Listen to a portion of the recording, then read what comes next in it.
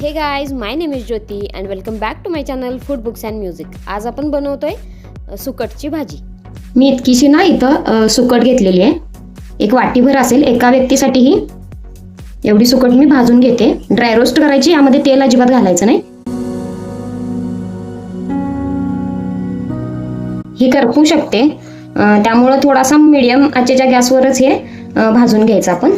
तशी सुकट ना आजकाल आता महाराष्ट्रातल्या सगळ्याच लोकांना आवडायला लागली आहे. ही फक्त कोकणापुरती अशी मर्यादित राहिलेली नाही. सुकट, बोंबील वगैरे सगळे लोक आता खातात, पण बाहेर हॉटेलमध्ये वगैरे खाऊ शकतात.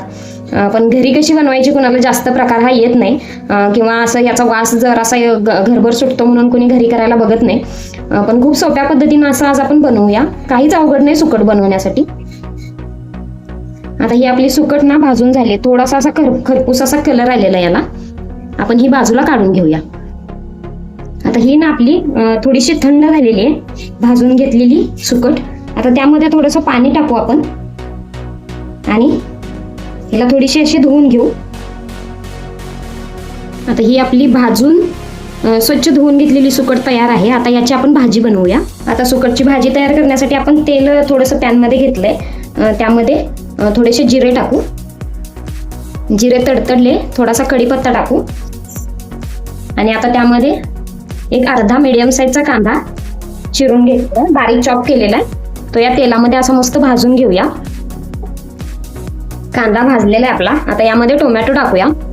थोडंसंच टोमॅटो घ्यायचं, जास्त घ्यायचं नाही. यामध्ये काय काय लोक ना वांग घालतात. बरेचसे लोक वांग आणि बटाटा यामध्ये ऍड करतात सुकट सोबत. ते सुद्धा खूप छान लागतं. त्याचा रस्सा जर तुम्ही बनवणार असाल वांग आणि बटाटाचा एकत्र असा, त्यामध्ये सुकट घालायची म्हणजे ते खूप छान लागतं. ते कोकणमध्ये तशीच पद्धत आहे करायची. ते सुद्धा खूप छान लागतं.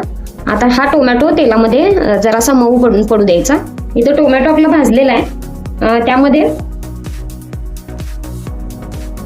थोडीशी धने पावडर आणि थोडीशी हळद,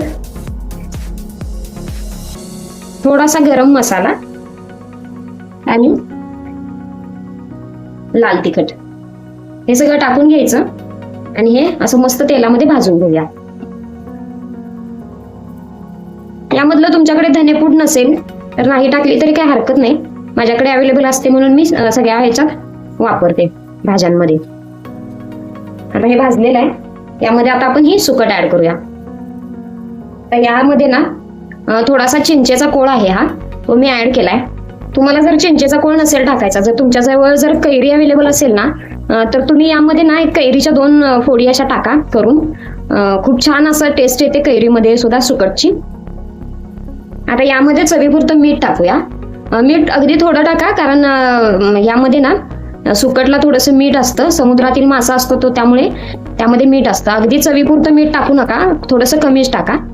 आता यामध्ये ना थोडंसं पाणी पण ऍड करूया आपण. अगदी थोडंसं घालायचंय.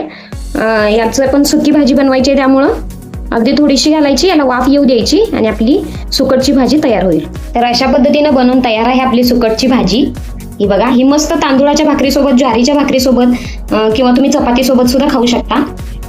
तुम्हाला ही रेसिपी कशी वाटली कमेंटमध्ये मला नक्की कळवा. भेटूया नेक्स्ट व्हिडिओमध्ये अशा सोप्या सोप्या रेसिपींसह. तोपर्यंत बाय.